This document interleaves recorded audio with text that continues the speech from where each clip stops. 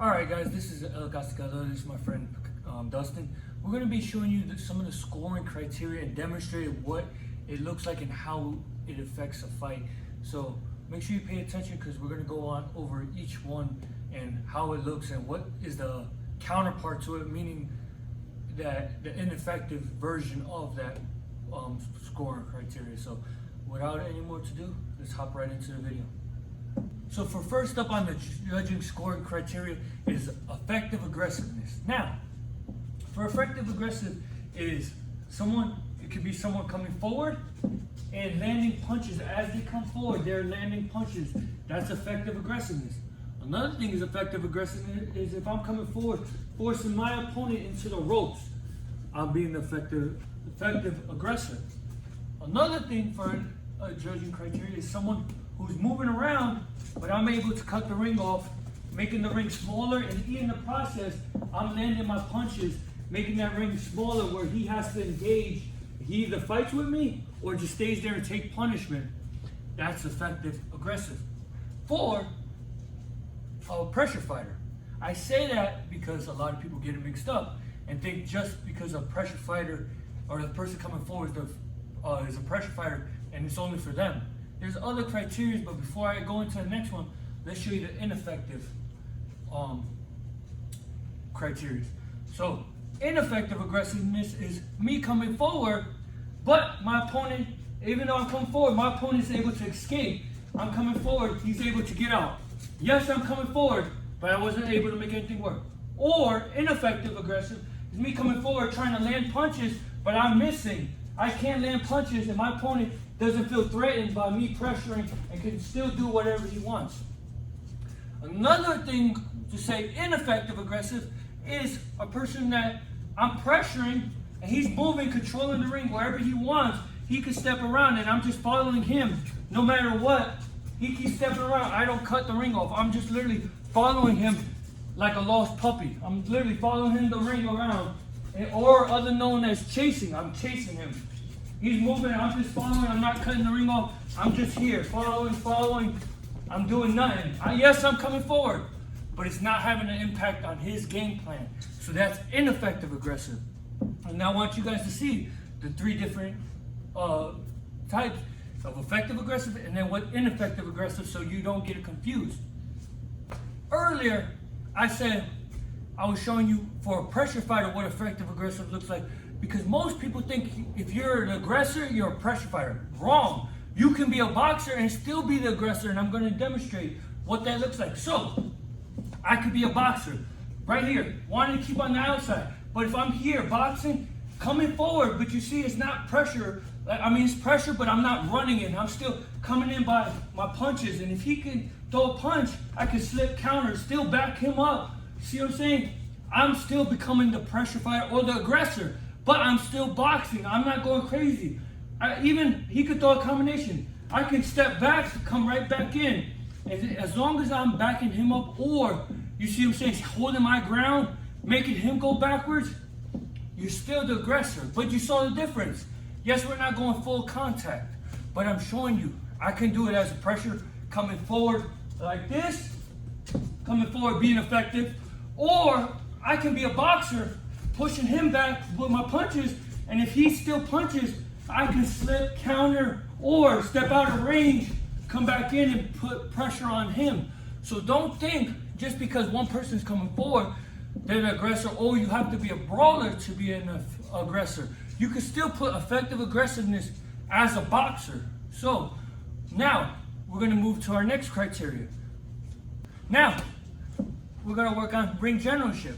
So what ring generalship is having control of the ring and being able to force your opponent to go where they don't want to go or force you into a better position. So what that looks like is we can be here boxing. I could be moving around.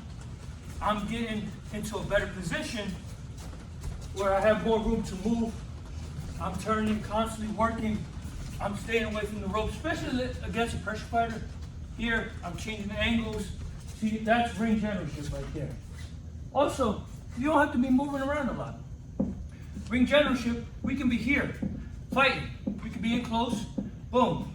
I take small angles. See how I made him turn? Boom, just like that. I'm constantly working. That's showing, see, by just that small moves, I'm having control of the ring. I'm making him move because he's not comfortable. See? Stay right there. So if I hit him, he stays. I can hit. He can't swing. So he has to readjust. And see, I made him uncomfortable. So that's showing, demonstrating, I have complete control of the ring. That's what I'm trying to show you guys.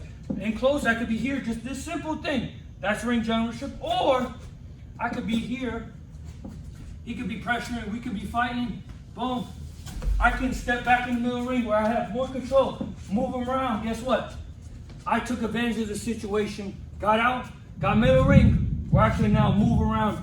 Have more to do. That's effective ring generalship for a boxer. What is ineffective aggressive,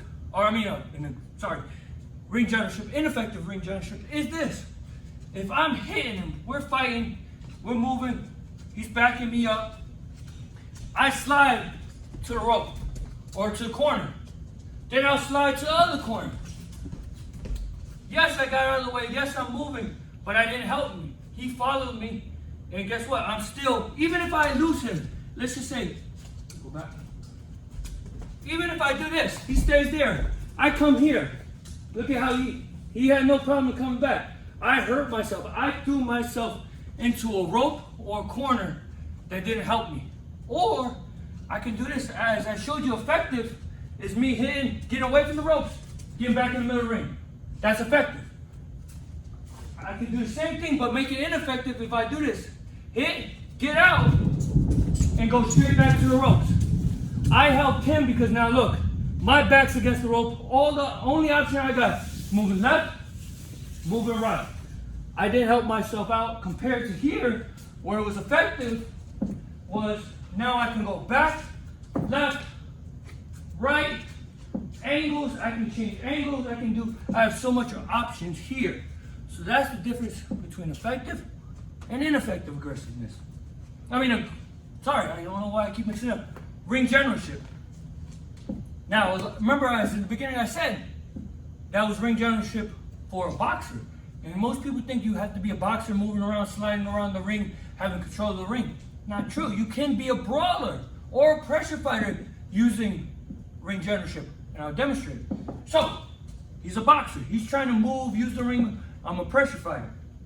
I'm coming forward, trying to be smart, control the ring. See how I'm backing him up? You may say, oh, that's effective aggressiveness, which is true. But let's say he starts moving to the side. See, this is where it becomes ring generalship, because now, once he starts moving, see how I'm controlling the ring? I'm making the ring smaller on him, forcing him to, eventually he has to fight with me. You see how I'm here? Then we can start trading, I can start rolling, countering, see what I'm saying? This is me in control as an aggressive fighter. I'm controlling the ring. It could be the same thing. We can be right here. Sorry. He could be right here. We could be inside. Then I could be here, slowly pushing him back, pushing him, forcing him to take angles where he has to step out of range, but I'm cutting him off. I'm still here cutting him off. While we're trading, and look where I pushed him back. That's another form of ring generalship. Me using small angles, using my body, using pressure to still back him up. But inside, with punches, there's a difference. You don't have to just be a boxer to control the ring. You can be a pressure fighter. Control the ring by cutting the ring off, by forcing him into the ropes, or forcing him into a position where he does not feel comfortable. As long as you have complete control of the ring and can force your opponent to move where they don't want to move, that's ring generalship. Or you can demonstrate ring generalship by you getting out of a bad position and putting yourself into a better position. That's ring generalship. Now we move on to the next criteria. All right, so our next judging criteria is defense. A lot of people know defense. So defense can be simple like this. He throws a punch, me slipping, just like that, or weaving the shot. Defense, effective defense, can be him throwing a punch, me stepping at an angle, see how it forced him throwing another shot. Me stepping around, see he's got to change his angle. Effective defense. Or effective defense could be he throws a punch, me slip and counter right away. Could be the same thing, slip, counter, and step around. See, those are effective defense. It could be this. I don't have to punch. He could be attacking my body, me blocking. See, I see his shots, I see his punches. I'm able to block. I'm able to block or weave or slip after that. Here, that's effective defense. Now, ineffective defense is, for example, I'm here just slipping my head, not really doing nothing. He keeps hitting me in the body. Here, see, I'm slipping, I'm moving my head, but I keep getting hit with shots. I'm not using that defense to help me. Like, I see his body, like, I just keep letting him hit me to the body. I'm moving my head. I'm doing defense, but you see, I'm not taking that body shot away. Another thing is he could be throwing body shots. I could be blocking nicely. But after that, he starts throwing to the head. Boom. I keep getting hit. He does it again. Boom. I keep getting hit. Boom. I keep getting hit. Now, to show you the difference, you may say, well, everyone gets hit in a fight, which is true. You can't block every shot. But ineffective defense becomes when he keeps doing the same thing repetitively, I have no answer for. So for example, let's just say he keeps throwing the 7-8, I block. I'm doing beautifully, I'm blocking. But then he starts picking up, that's all I'm doing, and starts throwing the 3-2 after that. I block 7-8, 3-2. Throughout the whole fight, he keeps doing that, and I have no answer. I block beautifully his body shots, but he keeps doing that, and I don't change up. I don't try blocking. I don't try weaving, nothing. I don't try no weaves, no slips, no nothing. No counter punching. See, my defense has become ineffective because he's adapted to that. He's figured it out. I block body shots, he attacks the head. So that's where ineffective head movement or defense comes in. And it could be the same thing. I could lay on the ropes. Like here, I could sit here, block. See, it's still effective.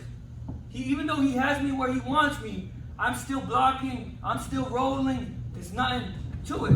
I can slip, I can weave whenever I want. Now, ineffective defense comes in where I'm just sitting here. He's just teeing off. Yes, I'm blocking, but I have nothing. I'm not stopping, no punches. This is where you see a lot of fighters are. They'll stay here. They'll look like they're blocking, which they are. But they're just having their hands up. They're not trying to look for no punches.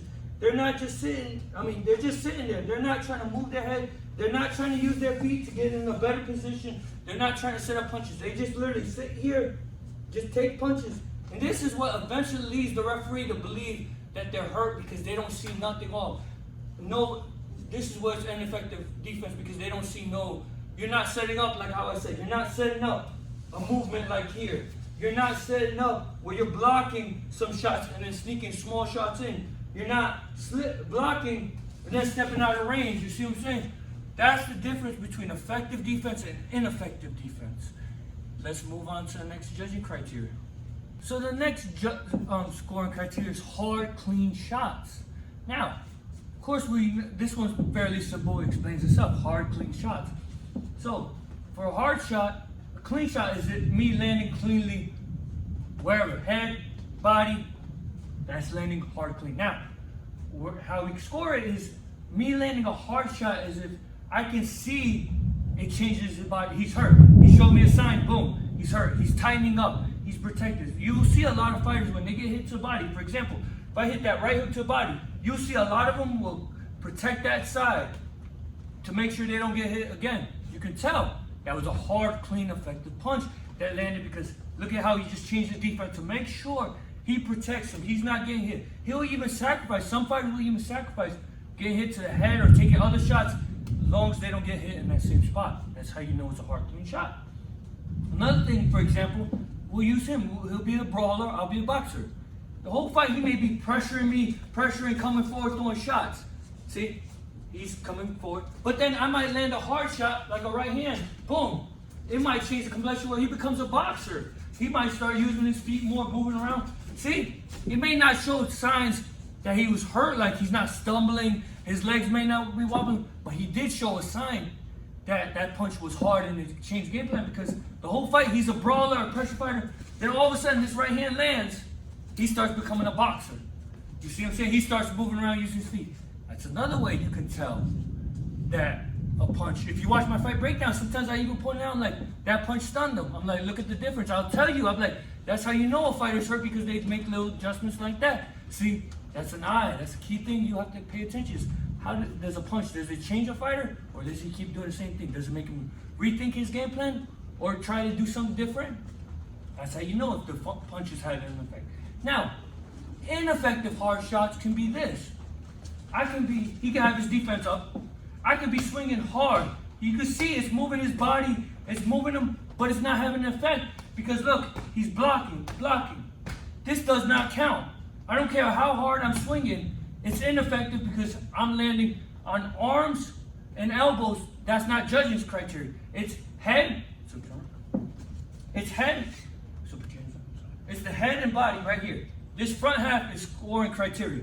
I'm hitting here where it's not scoring criteria. So no matter how hard, how many shots I throw, this does not count because he has defense. He's blocking. See what I'm saying? Another thing is if he rolls with the punch. So we know I land right here, boom. I know I landed that right hand, boom. But if he rolls with the shot, he sees it, rolls with it, he still gets impacted, but he took a lot of the steam off the shot. So he's here, boom, he took a lot of it off. So it may have landed, but I might not have got the full impact of the full hard shot because he rolled with the shot. That's another way where you gotta pay attention to what the other fighter's doing, because he can, by him rolling with the shot, he can take a lot of the steam off of it, so it won't be as impactful of a power punch as if he would rather stay and took it. And a perfect example is Marco Antonio Barrera in the later part of his career. He became a master at learning how to roll with the shots, where he took a lot of punches, but he knew by rolling, he didn't take the full impact of it. So it wasn't as hard, rather than me just staying right there, landing, see, like that. We can see body change, we can see that it hurt, his legs could wobble, but by rolling, you take some of the steam off so you can take the punch a lot better and not have the effect. So that's another way where you gotta pay attention is, was a hard shot, did it land? If it landed, did the person roll or did he fully take the impact? And by when you judge that, then you can determine, was it a hard effective punch or a hard ineffective punch? Or a hard punch that had minor impact? Let's go into our next judging criteria. Another criteria is body shots. Now, body shots are pretty big because if you guys know me, I love body shots. It's just one of my favorite scoring criteria. And it's sad because in the amateur system, they don't score body shots, or very rarely they score body shots. And sometimes in the pros, you don't get enough credit for body shots. You get it a little bit more, but not as much as it still should be credited. Now, body shots, you guys know. Here, me landing to the body. That's why it's called body shots. I'm landing anywhere in the body. Now, for an effective body shot is me slowly landing where you see he gives me a tell. See how he's starting to hunch over? Or it could be a sign where I'm here. I start hitting, like how I explained in the criteria before. See how he's doing everything to protect that side to the body? Some fighters even willing to sacrifice getting hit to the head as long as they don't get hit to the body. That's a sign that's effective body punching because they don't want to get hit there anymore. You see what I'm saying? So another example to know whether effective body shot is working is if we're both brawlers. Let's just say we're both brawlers. We like to fight on the inside. We're just nonstop, the whole fight exchanging here. But then I start landing body shots. I start landing good body shots, punching. You see how he starts backing up? And we could get back to fighting, we're brawling. But then the moment I start getting in close and I start trying to land these body shots, he gets out. See, there's another tell. Those body shots are having an effect. He doesn't want to engage. He's doing everything he can to avoid the body shot. But that's another criteria that I think people should pay attention to more is body shots, because they, in a 12-round fight, they can slow you down and pay dividends where one boxer may be far superior. He may be far superior boxer than me. But by me landing the body shots early, it'll pay dividends where he'll tire out, and in the fight, in the later rounds, he'll get tired, and guess what? We can have more of an even fight, or it might swing in my favor. Now, ineffective body shots is I can land a great body shot, boom, that lands, and then let's just say I land right here in the back. And then ineffective is I keep hitting that same arm. I have no way of getting around it to land my other big shot. You see what I'm saying? That's where the body shot, yes, we know it hurts here, but then when I go back, we're back in fighting, and I'm looking, he knows I'm looking for that right hook. And I try setting it up. Boom, he blocks it every time, and I have no other way to set it up. See, has become an ineffective body shot. Even though I'm here, looks like I'm hitting the body. You see what I'm saying? He's rolling, that's ineffective. Even though my whole target is body, I'm not worried about the head, but you see how he's blocking, rolling, I became ineffective. Another thing for ineffective body shots is when you see me hit here, I'm just here, pity pat. Yes, I'm landing body shots, but is it having an impact on him? No. Even if I shoot one quick shot. No, it's not having an impact. Another thing I just realized how you know you can score an effective body shot is if I set up a shot and rip to the body, or even do a quick body shot where he hunches over and then come right back up with another shot. See what I'm saying? Like I went straight to the body, uppercut to the body, I came up with uppercut to the head. See, that's another way of effective body shot that it helped me up, set more shots off, or I used that to set up my other shots where he's starting to have impact. That's how you know you're landing effective body shots or ineffective body shots. Here are some of the judges' scoring criteria. I feel, guys, that one, that judges use, and two, that people, they kind of know or they don't know at all. And this is me giving you a little breakdown of how to look for each one. Of course, we can go more in depth, but it's just giving me giving you guys a sneak preview to some of the judges' criteria, how it looks and what's effective, what's ineffective, and how you should be more observant. That's why I do the fight breakdown, so you guys can see more through my eyes as a professional and as a coach. What am I looking for in a fight? And now I'm showing you guys more how to determine effective and ineffective aggressive. But it's raining down hard, guys. So until next time, this is Dustin, this is me, Castigador. We'll see you next time. See ya.